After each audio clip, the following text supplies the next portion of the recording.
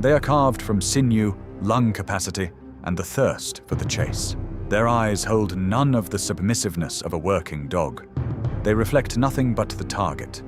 These are the living arrows of the East, aboriginal sighthounds. Where the asphalt ends and the endless steppes and sands of Asia begin, the horizon dictates the rules.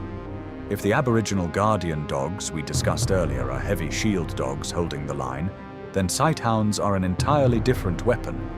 They are not set to stand guard. They are slipped from the leash, and the moment such a dog explodes off the mark, a human can no longer help it. From that point on, everything is decided solely by its speed, vision, and primal instinct. Hunting with an aboriginal sighthound is fundamentally different from the familiar work of scent hounds or pointers. No guns are needed here, and they don't spend hours unraveling an invisible trail with their noses glued to the ground. This is an entirely different discipline, sight hunting. The main tool of these dogs is their eyes.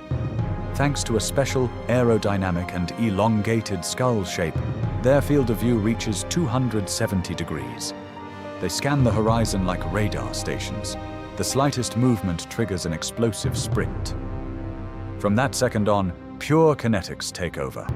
At top speed, the sighthound must calculate the trajectory, factor in the terrain, and catch the prey on the move. It is mathematics multiplied by adrenaline. The heart rate skyrockets. The sighthound literally flies above the ground, mirroring every maneuver, every turn of a fleeing hare, fox, or hoofed game with pinpoint accuracy. Make a mistake on a sharp turn, and you've lost the quarry. This is an honest, wild, one-on-one duel, a duel where the human is left far behind. The Tian Shan Mountains, the Heavenly Mountains. Icy wind, sheer cliffs, and a brutal lack of oxygen at an altitude of 10,000 feet. The weak do not survive here. Here, amidst stone and snow, the Kyrgyz Taigan rules the heights. For centuries, the Taigan was more than just a helper to the Kyrgyz people. In starving winters, it saved entire families. It is their pride, a national treasure forbidden from being exported from the country without special permission. A classic sighthound is a dweller of the plains. The Taigan breaks this rule. This is a rock-climbing dog. Where a stranger suffocates from altitude sickness, the Taigan is just catching its rhythm. The secret lies in its anatomy. It has colossal lung capacity. The chest is broad, and the bone structure is much heavier than that of its steppe counterparts. Look at its coat. This is not show ring silk. It is thick, harsh, and forms tight curls, resembling coarse fleece. There is long, protective feathering on the ears and paws. This is an impenetrable, natural thermal suit. Armor against the piercing frost and sharp thorns. The Taigan is capable of driving an argali over such scree slopes where neither horse nor human could take a single step. But the ultimate masterclass is hunting alongside a golden eagle. The massive bird strikes the quarry from the sky. The Taigan intercepts it on the ground. Two predators, one from the sky, one from the mountains, working as a single, flawless mechanism. The prey simply has no chance to escape. In these mountains, they don't believe in coincidences.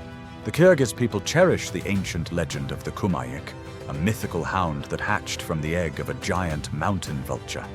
Old hunters know the blood of that very bird flows in the veins of every Taigan. And watching how this dog scales the heights, it is easy to believe. The Taigan does not run across the rocks, it flies above them. There is no cover here, no saving shadows or stone labyrinths. Here, space dictates its ruthless laws. The great steppe. Only those who know how to dissolve into the wind survive here. The Kazakh Tazy. In all fairness, these sighthounds are the heritage of all Central Asia. They are known and valued by both Uzbeks and Turkmens. But it is specifically in Kazakh culture that this dog became something much more than just a hunter. Islam is strict towards dogs. Tradition considers them unclean animals, barred from entering the home. But the great steppe made an exception for the Tazy. This sighthound was allowed inside the yurt. It was given the best spot on warm felt mats. It was fed from separate dishes and often carried to the hunt on horseback so it wouldn't wear out its paws before the chase began. Why such honors? Because the Tazy was a guarantor of survival. In harsh winters, when disease wiped out the livestock, a single working Tazy fed the entire village.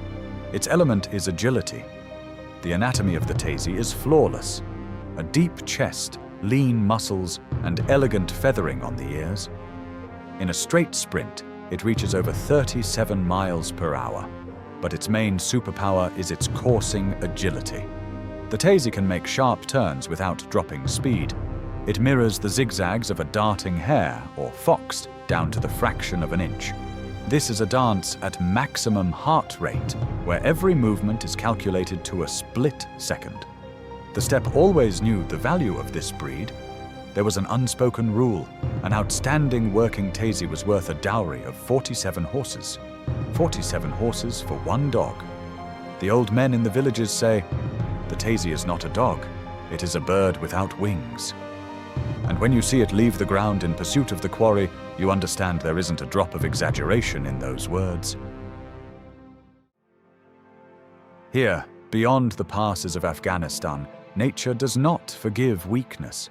It is a world of sharp stones, scorching heat, and piercing cold. A place where only the most stubborn survive.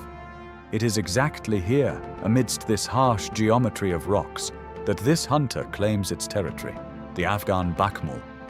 In the comments, people will surely write, "That's just a regular Afghan hound." Partially true, they are direct relatives. But the difference between them is a chasm. The show-ring Afghan with hair down to the ground is a decorative product of European breeding. The Bakhmull is the rugged original. The word Bakhmull translates as velvet. Its coat is indeed light and silky, but it never gets in the way of its work. Beneath this velvet hides steel. Look at the paws. They are noticeably wider than those of steppe sighthounds. These are natural shock absorbers for jumping across the razor-sharp rocks of the Hindu Kush. The Bakhmull is a mountain all-terrain vehicle. They were used to hunt wild goats and went one-on-one with the snow leopard.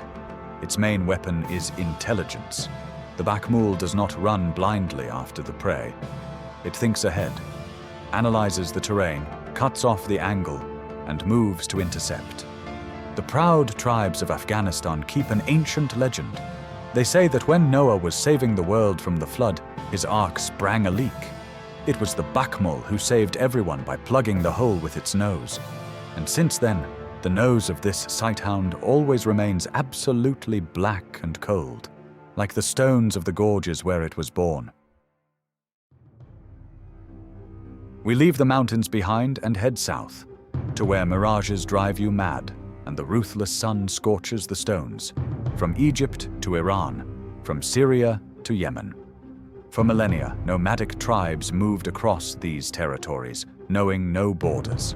Therefore, the Saluki is the heritage not of a single country, but of an entire vast expanse.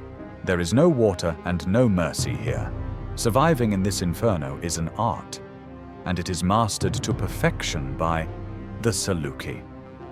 This is living history, one of the most ancient dogs on the planet. Their chiseled profiles are carved into Egyptian frescoes. The anatomy of the Saluki is the result of the extreme pressure of the desert. The thinnest skin, zero body fat, and a unique paw structure. The toes are long, with harsh hair growing between them. The dog doesn't sink into the scorching sand, even at breakneck speed. Due to the vast geography, differences emerged within the breed. In the north, closer to Iran, the dogs are often larger, and their ears and tail are adorned with long feathering. But in the absolute heat of southern Arabia, Salukis are completely smooth. In this inferno, not a single extra hair should hinder survival. To a Bedouin, it is more than an animal. It is not called by the common word kelb, dog. It is called el-hor, the noble one. A Saluki cannot be bought or sold. That is haram. It can only be gifted as a sign of the highest respect. These dogs were cherished. Often, the Saluki rode to the hunt on a camel's back, along with its master. This way, it conserved energy and didn't burn its paws before the chase even began. Bedouins laugh when told about breeding. They know for a fact the Saluki was not bred by man. It is a gift from heaven, a noble dog born straight from the hot desert wind. These 4 dogs are the pinnacle of evolution, perfect hunters. But in the modern city, their life turns into torment. A city dweller sees an elegant Tazy or Saluki on social media. They buy a puppy for the aesthetics and trendy photos, and when they face the harsh reality, they simply ruin the dog. The city destroys an aboriginal sighthound. Walks on a leash near the apartment building are not enough for it. It needs a run at maximum heart rate, an adrenaline rush. Without miles-long gallops, the joints break down, the heart weakens, and the psyche shatters. The dog starts howling for hours and wrecking the walls. An aboriginal sighthound is neither a couch toy nor an accessory. Locking a living arrow within 4 walls slowly breaks its spirit.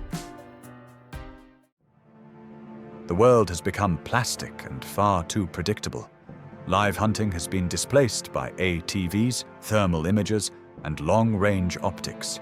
In this reality, there is almost no place left for aboriginal sighthounds.